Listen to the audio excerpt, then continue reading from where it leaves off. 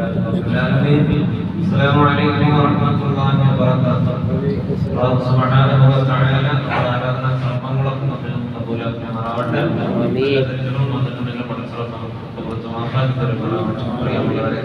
മഹാനായ ഇബ്രാഹിം ഇബ്നു അദ്ഹം റളിയല്ലാഹു തആല തന്റെ അടുക്കലേക്ക് വന്ന ആളുകളോട് അല്ലാഹുവിനോട് ദുആ ചെയ്തിട്ട് ഞങ്ങൾക്ക് ഇജാബത്തില്ല, ഉത്തരമില്ല എന്ന് മഹാനവറുകളോട് പറഞ്ഞപ്പോൾ ഇബ്രാഹിം ഇബ്നു അദ്ഹം തങ്ങൾ പറഞ്ഞു കൊടുത്ത 10 കാര്യങ്ങളിലെ 2 കാര്യം നമ്മൾ പറഞ്ഞു. അടുത്തതായിട്ട് മഹാനവറുകൾ പറഞ്ഞു കൊടുക്കുകയാണ്, അകൽതും നിഅമത്തില്ലാഹി വലം തഷ്കുറു ലഹു. എന്താ പറഞ്ഞത്? അല്ലാഹു സുബ്ഹാനഹു വ തആല നിങ്ങൾക്ക് തന്ന നിഅമത്തുകളൊക്കെ നിങ്ങൾ ഭക്ഷിക്കുന്നുണ്ട്, പക്ഷേ വലം തഷ്കുറു ലഹു, അതിനൊന്നും നിങ്ങൾ എന്താക്കുന്നില്ല, ശുക്ർ ചെയ്യുന്നില്ല എന്ന് മഹാനായ ഇബ്രാഹിം ഇബ്നു അദ്ഹം റളിയല്ലാഹു തആല പറയുന്നു. അല്ലാഹു നമുക്ക് ഒരുപാട് അനുഗ്രഹങ്ങൾ തന്നിട്ടുണ്ട്, അതൊക്കെ നമ്മുടെ ജീവിതത്തിൽ ഉപയോഗപ്പെടുത്തുന്നുണ്ട്, പക്ഷെ അതിനു വേണ്ടിയിട്ടുള്ള ശുക്ർ ചെയ്യുന്നില്ല എന്ന് മഹാനവറുകൾ പറയാണ്. അങ്ങനെ ചെയ്യാത്തത് കൊണ്ടാണ് അല്ലാഹുവിനോട് നിങ്ങൾ പാതിരാത്രിയിൽ ദുആ ചെയ്താലും അല്ലാഹു നിങ്ങൾക്ക് നിങ്ങളുടെ ദുആക്ക് ഇജാബത്ത് തരാത്തത് എന്ന് മഹാനവറുകൾ പറയുമ്പോൾ, എന്താണ് നമ്മുടെ ദുആക്ക് ഇജാബത്ത് കിട്ടാനുള്ള മാർഗം?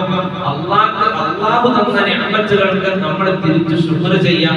പടച്ച റബ്ബ് തന്ന നിഅമത്തുകൾക്കൊക്കെ അല്ലാഹു സുബ്ഹാനഹു വ തആല തന്ന എല്ലാ സൗകര്യങ്ങൾക്കും അല്ലാഹു നമ്മൾ തിരിച്ചു ശുക്ർ ചെയ്യാനുള്ള ആളുകളായി മാറാൻ നമുക്ക് സാധിക്കണം.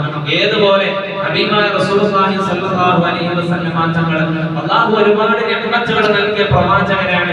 എല്ലാ സൗകര്യങ്ങളും പ്രവാചകൻ അല്ലാഹു തആല നൽകിയിരുന്നു. എത്രമാത്രം ഹബീബായ റസൂലുള്ളാഹി സ്വല്ലല്ലാഹു അലൈഹി വസല്ലം തങ്ങളോട് അല്ലാഹു തആല പറഞ്ഞത്, നബിയെ അങ്ങ് ചെയ്തു പോയ പാപങ്ങളും നിങ്ങൾ പാപം ചെയ്തു എന്നല്ല, പക്ഷേ അല്ലാഹുവിന്റെ റസൂലിനുള്ള അല്ലാഹു കൊടുക്കുന്ന ഒരു ഓഫറാണ്. അങ്ങ് ചെയ്തു പോയ പാപങ്ങളും ഇനി വരാനിരിക്കുന്ന പാപങ്ങളൊക്കെ നിങ്ങൾക്ക് ഞാൻ പുറത്തു തന്നിട്ടുണ്ട് നബിയെ. ഇനി അങ്ങ് എന്ത് തെറ്റ് ചെയ്താലും ഞാൻ പുറത്തു തരുമെന്ന് അല്ലാഹു തആല ഹബീബായ റസൂലുള്ളാഹി സ്വല്ലല്ലാഹു അലൈഹി വസല്ലം തങ്ങളോട് പറഞ്ഞു കൊടുക്കുകയാണ്. എത്രത്തോളം വലിയ ഭാഗ്യമാണ്, അല്ലാഹു നൽകുന്ന എത്ര വലിയ നിഅമത്താണ്. ലോകത്തിന് എന്ത് തെറ്റ് ചെയ്താലും ഞാൻ അങ്ങേ ശിക്ഷിക്കൂല എന്ന് അർഹമർ റഹീമായ പടച്ചറപ്പ് മുത്തുനബിയോട് പറയാണ്.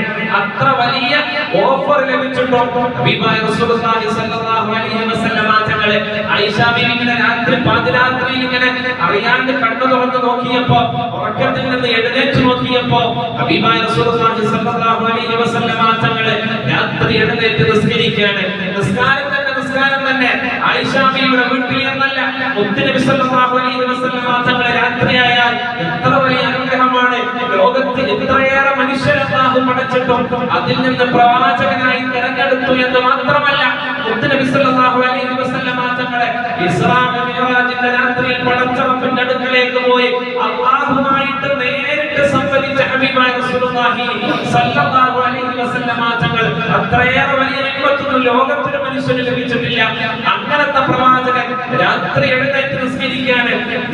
നിസ്കരിച്ച് മുത്തുനബിയുടെ കാലിന്റെ വണ്ണം വല്ലാണ്ട് വീതി, കാലിന് വല്ലാണ്ട് നീര് വന്നു പോയി. മഹതിയായ ആയിഷ ബീവി ഇങ്ങനെ കണ്ടിട്ട് മുത്തുനബിയുടെ കൈ പിടിച്ചിട്ട് ചോദിച്ചു, എന്തിനാണ് പ്രവാചകനെ അങ്ങനെ പ്രയാസപ്പെടുന്നത്? അങ്ങയുടെ അല്ലാഹു നിങ്ങളോട് പറഞ്ഞിട്ടില്ലേ എല്ലാ പാപങ്ങളും അങ്ങക്ക് പൊരുത്തപ്പെട്ട് തന്നിട്ടുണ്ട്, എല്ലാ ദോഷങ്ങളും അങ്ങക്ക് മഗ്ഫിറത്താക്കപ്പെട്ടിട്ടുണ്ട്, പിന്നെ എന്തിനാണ് പ്രവാചകനെ അങ്ങനെ പ്രയാസപ്പെടുന്നത്, അങ്ങനെ ബുദ്ധിമുട്ടുന്നത്? കിടന്നുറങ്ങിക്കൂടെ ഹബീബേ എന്ന് മുത്തുനബി സ്വല്ലല്ലാഹു അലൈഹി വസല്ലം തങ്ങളോട് പറഞ്ഞപ്പോൾ അല്ലാഹു റസൂൽ പറഞ്ഞൊരു മറുപടിയുണ്ട്, ആയിഷ അഫലാ അകൂനു അബ്ദൻ ശക്കൂറ, ഞാൻ എൻ്റെ റബ്ബിനോട് നന്ദിയുള്ള ഒരു അടിമയാകട്ടെയോ ആയിഷ എന്ന് പറഞ്ഞത് ഞാനല്ല, ലോകത്തിന്റെ പ്രഭു ഹബീബായ റസൂലുള്ളാഹി സ്വല്ലല്ലാഹു അലൈഹി വസല്ലം തങ്ങളാണ് പറഞ്ഞത്. എനിക്ക് അല്ലാഹു ഇത്രയേറെ അനുഗ്രഹങ്ങൾ തന്നു, എന്റെ എല്ലാ കാര്യത്തിലും പടച്ചറപ്പ് എനിക്ക് അനുഗ്രഹങ്ങൾ നൽകി, അത്രയേറെ അനുഗ്രഹങ്ങൾ നൽകിയ എന്റെ റബ്ബിനോട് ഞാൻ നന്ദിയുള്ള ഒരാളാകട്ടെ എന്ന് അല്ലാഹു റസൂൽ ആയിഷ ബീവിയോട് പറഞ്ഞപ്പോൾ പ്രവാചകർക്ക് അങ്ങനെ തന്നെയായിരുന്നു. മഹാനായ അയ്യൂബ് നബി അലൈഹിസ്സലാത്തു വസ്സലാം, ചരിത്രം വിശാലമാണ്, നമ്മളൊക്കെ കേട്ടതാണ്. പക്ഷേ അയ്യൂബ് നബി അലൈഹിസ്സലാത്തു വസ്സലാമിന് അല്ലാഹു ഒരുപാട് അനുഗ്രഹങ്ങൾ നൽകിയിട്ടുണ്ട്. അയ്യൂബ് നബിക്ക് ഒരുപാട് ഭാര്യമാരുണ്ടായിരുന്നു. ഒരുപാട് ഭാര്യമാരുണ്ടായിരുന്നത് തന്നെ ഒരുപാട് മക്കളെ അല്ലാഹു തആല നൽകിയിരുന്നു. ഒരുപാട് ഭാര്യമാര്. അന്നത്തെ മതം അങ്ങനെയായിരുന്നു, അന്നത്തെ ശറഅ അങ്ങനെയായിരുന്നു. ഇപ്പൊ അയ്യൂബ് നബി കുറെ കെട്ടിക്കൊണ്ടു വന്നിട്ട് നാളെ തന്നെ പോയിട്ട് കോഴിക്കോട് ബസ് ഇറങ്ങണ്ട. അന്നത്തെ ശറഅ അങ്ങനെയായിരുന്നു, അതുകൊണ്ട് തന്നെ കുഴപ്പമില്ല. ഒരുപാട് ഭാര്യമാരുണ്ടായിരുന്നു മഹാനായ അയ്യൂബ് നബി അലൈഹി സ്വലാത്തു വസ്സലാമിന്. ആ കാലഘട്ടത്തിൽ ഏറ്റവും വലിയ കൊട്ടാരത്തിലെ രാജകുമാരനായിട്ട് അയ്യൂബ് നബി അലൈഹി സ്വലാത്തു വസ്സലാം വസിച്ചു. എല്ലാം നഷ്ടപ്പെട്ട ഒരു സമയത്ത് മഹാനായ അയ്യൂബ് നബി അലൈഹി സ്വലാത്തു വസ്സലാമിന് വലിയൊരു രോഗം ബാധിച്ചു. രോഗം എന്ന് പറഞ്ഞാൽ അത്രയേറെ വലിയ രോഗം. തന്റെ ശരീരം മുഴുവനും പൊട്ടിപ്പൊളിയാൻ തുടങ്ങി, വല്ലാത്ത ദുർഗന്ധം വമിക്കാൻ തുടങ്ങി. മഹാനായ അയ്യൂബ് നബി അലൈഹി സ്വലാത്തു വസ്സലാം നടന്നു പോകുമ്പോ തന്റെ കയ്യിൽ നിന്ന് വിരലുകളൊക്കെ കൊഴിഞ്ഞു പോകാൻ തുടങ്ങി. പുഴുക്കൾ ഇങ്ങനെ പോകുന്ന വഴിയിലൂടെ പുഴുക്കൾ ഇങ്ങനെ അരിച്ചു പോകുന്ന വല്ലാത്ത അസുഖം കണ്ടപ്പോ ആളുകൾ പറഞ്ഞു അയ്യൂബ് നബിക്ക് കുഷ്ഠരോഗമാണ്. ആ നാട്ടിൽ നിന്നും വീട്ടിൽ നിന്നും ആ നാടിന്റെ ഒരു ചെരുവിലേക്ക് മഹാനായ അയ്യൂബ് നബി അലൈഹി സ്വലാത്തു വസ്സലാമിനെ മാറ്റി തന്റെ കൂടെ ഉണ്ടായിരുന്ന എല്ലാ ഭാര്യമാരും അയ്യൂബ് നബി ഒഴിവാക്കി. നമ്മളൊക്കെ ശരിക്കും മനസ്സിലാക്കണം, നമുക്ക് പ്രഭ ഉണ്ടാകുമ്പോ, നമുക്ക് പ്രതാപം ഉണ്ടാകുമ്പോ എല്ലാവരും നമ്മുടെ കൂടെ ഉണ്ടാവും അല്ലെ? നമുക്ക് സമ്പത്ത് ഉണ്ടാകുമ്പോ, നമ്മുടെ സൗകര്യങ്ങൾ ഉണ്ടാകുമ്പോ, എല്ലാം നമ്മുടെ കൂടെ ഉണ്ടാകുമ്പോ എല്ലാവരും നമ്മുടെ കൂടെ ഉണ്ടാകും. നമുക്കെങ്ങാനും ഒരു നേരത്ത് നമ്മുടെ സമ്പത്തും നമ്മുടെ പ്രതാപവും നഷ്ടപ്പെട്ടു പോയാൽ പിന്നെ ഒരാൾ തന്റെ അടുക്കലേക്ക് വരില്ല, പിന്നെ ഒരാൾ തന്റെ തിരിഞ്ഞു നോക്കില്ല. എന്നതുപോലെ അയ്യൂബ് നബി അലൈഹി സ്വലാത്തു വസ്സലാമിനെയും തന്റെ ഭാര്യമാരെ മുഴുവൻ ഒഴിവാക്കി. ഒരൊറ്റ ഭാര്യ മാത്രം അയ്യൂബ് നബിയുടെ കൂടെ നിന്നു. മഹദിയായ റഹ്മാ ബീവി റളിയല്ലാഹു തആല അൻഹ, റഹ്മാ ബീവി അയ്യൂബ് നബിയുടെ കൂടെ നിന്നു. ചെരുവിലേക്ക് താമസം മാറ്റി, ആ നാട്ടിന്റെ ഒരു ചെരുവിലേക്ക്. അതുവരെ അയ്യൂബ് നബി എല്ലാവർക്കും ആവശ്യമായിരുന്നു, എല്ലാവർക്കും അയ്യൂബ് നബിയോട് സ്നേഹമായിരുന്നു. അയ്യൂബ് നബിയുടെ അടുക്കലേക്ക് പോയിട്ട് ദുആ ചെയ്യാൻ പറയുമായിരുന്നു. പക്ഷേ തനിക്ക് അല്ലാഹു നൽകിയ നിഅമത്തെല്ലാം എടുത്തു മാറ്റപ്പെട്ടപ്പോ, അയ്യൂബ് നബി അലൈഹി സ്വലാത്തു വസ്സലാം രോഗിയായപ്പോ, ചെരുവിലേക്ക് മാറപ്പെട്ടപ്പോ ആളുകൾ അവിടെ നിന്നും നാട് കടത്തുകയാണ്. മഹാനായ അയ്യൂബ് നബി അലൈഹി സ്വലാത്തു വസ്സലാമിനെ നാട് കടത്തി കാട്ടിലേക്ക് മഹാനായ അയ്യൂബ് നബി അലൈഹി സ്വലാത്തു വസ്സലാമും ഭാര്യയും കാട്ടിലേക്ക് താമസം മാറ്റി. അവിടെ താമസിച്ചിരുന്ന ഒരു സിംഹത്തിന്റെ ഗുഹയിൽ മഹാനായ അയ്യൂബ് നബിയും ഭാര്യയും താമസിക്കാണ്. അവസാനം ചരിത്രം വിശാലമാണ്, ഞാൻ വിശദീകരിക്കണില്ല. അവസാന സമയത്ത് തന്റെ ശരീരത്തിൽ മുഴുവനും രോഗം ബാധിച്ചു. തന്റെ ഹൃദയത്തിലും തന്റെ നാവിലുമല്ലാത്ത ശരീരത്തിന്റെ എല്ലാ ഭാഗത്തും അല്ലാഹു തആല രോഗം ബാധിപ്പിച്ചു കൊടുത്തപ്പോ അല്ലാഹുവിന്റെ പരീക്ഷണം വന്നപ്പോഴും അയ്യൂബ് നബി അലൈഹി സ്വലാത്തു വസ്സലാമിനോട് റഹ്മാ ബീവി റളിയല്ലാഹു തആല എന്ന് പറഞ്ഞൊരു വാദമുണ്ട്. എന്താണ് പറഞ്ഞതെന്നറിയോ? അയ്യൂബ് നബിയെ, അങ്ങ് അല്ലാഹുവിന്റെ പ്രവാചകനല്ലേ, അങ്ങേ അല്ലാഹു വല്ലാതെ ഇഷ്ടമല്ലേ, ഒന്ന് അല്ലാഹുവിനോട് നിങ്ങൾക്കൊന്ന് ദുആ ചെയ്തുകൂടെ എന്ന് അയ്യൂബ് നബിയോട് തന്റെ ഭാര്യ പറഞ്ഞപ്പോ അയ്യൂബ് നബി പറഞ്ഞൊരു മറുപടി എന്റെ പ്രിയപ്പെട്ടവരെ നമ്മുടെ ജീവിതത്തിൽ നമുക്ക് കൊണ്ടുവരാൻ കഴിയണം. അയ്യൂബ് നബി എന്താ പറഞ്ഞത്? റഹ്മാ, നീ എന്താണ് പറയുന്നത്? അല്ലാഹുവോട് ദുആ ചെയ്യാനോ? ഒരു സമയത്ത് അല്ലാഹു എനിക്കെല്ലാം തന്നിരുന്നു. എനിക്ക് ഒരുപാട് ഭാര്യമാരുണ്ടായിരുന്നു, എനിക്ക് ഒരുപാട് സമ്പത്ത് ഉണ്ടായിരുന്നു, കൊട്ടാര സമാനമായ വീടുകൾ എനിക്കുണ്ടായിരുന്നു, ഒരുപാട് മക്കളെ അല്ലാഹു എനിക്ക് തന്നിരുന്നു. അന്നൊന്നും ഞാൻ അല്ലാഹുവിനോട് എനിക്ക് തന്നതിനെ കുറിച്ച് ഞാൻ പടച്ചവനോടൊന്നും പറഞ്ഞിട്ടില്ലല്ലോ. ഇന്ന് അല്ലാഹു നേരെ മറിച്ച് എനിക്കൊരു രോഗം വന്നപ്പോ അതിന് വ്യാപലാതിപ്പെടുന്ന ഒരു സ്വഭാവം എന്റെ മക്കൾ ഉണ്ടാകാൻ പാടുണ്ടോ? മഹദിയായ റഹ്മാ ബീവി റളിയല്ലാഹു തആല അൻഹയോട് ചോദിക്കാൻ. നമ്മളൊക്കെ അങ്ങനെയല്ലേ? നമുക്ക് എല്ലാ സൗകര്യങ്ങളും തരുമ്പോൾ നമുക്കൊരു കുഴപ്പമില്ല.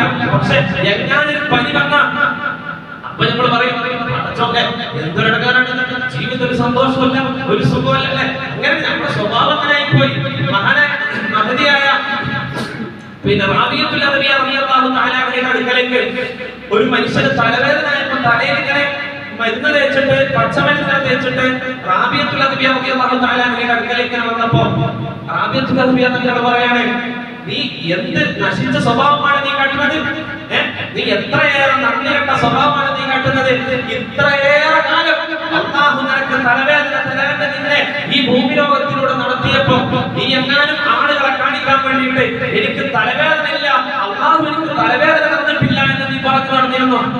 നമുക്കൊരു പനി വരുമ്പോ അല്ലെങ്കിൽ ഒരു തലവേദന വരുമ്പോ നമ്മളെല്ലാവരും അറിയിക്കും, എല്ലാരോടും പറയും, ആശുപത്രിയിൽ പോകും, ഗുളിക വാങ്ങും, പിന്നെ നടക്കുന്ന സമയത്ത് നമ്മൾ ക്ഷീണം കാണിക്കും, എന്നിട്ട് കണ്ടവരോടൊക്കെ പറഞ്ഞാൽ നിങ്ങൾക്ക് വയ്യ, പ്രഷറാണ്, ഷുഗറാണ്, കൊളസ്ട്രോൾ ആണ്, സുഖമില്ല എന്നൊക്കെ പറയും. പക്ഷെ അതൊന്നും അല്ലാത്തൊരു സമയം നമുക്കുണ്ടായിരുന്നു.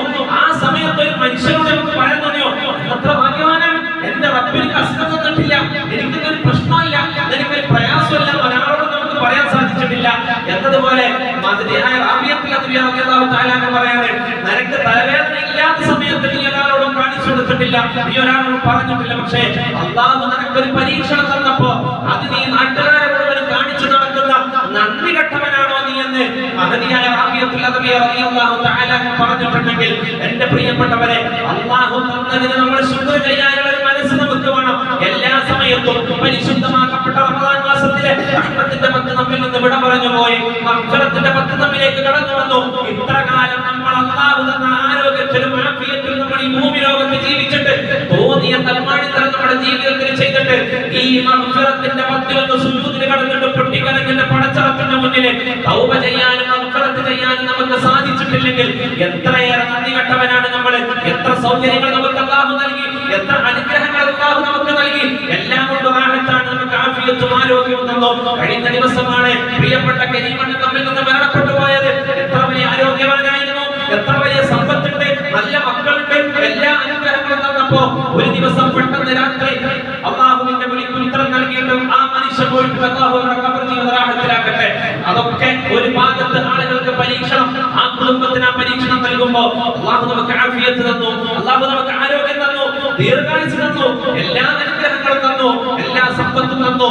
എന്നിട്ടും അല്ലാഹുവിന്റെ മുന്നിൽ റമദാൻ മാസത്തിൽ മാത്രം സുജൂദ് ചെയ്യേണ്ട ഒരു സമയമായി കണക്കാക്കപ്പെടാണ്ട് ബാക്കിയുള്ള ഇനിയുള്ള മാസങ്ങളിലും ദിവസങ്ങളിലും വർഷങ്ങളിലൊക്കെ അല്ലാഹുവിന് വേണ്ടി സുജൂദ് ചെയ്യാൻ പടച്ചറപ്പിനെ ഓർക്കാനുള്ള ഒരു മനസ്സ് നമുക്കില്ലെങ്കിൽ നാളെ ഖേദിക്കേണ്ടി വരുമെന്ന് മാത്രം പറഞ്ഞുകൊണ്ട് അസ്സലാമു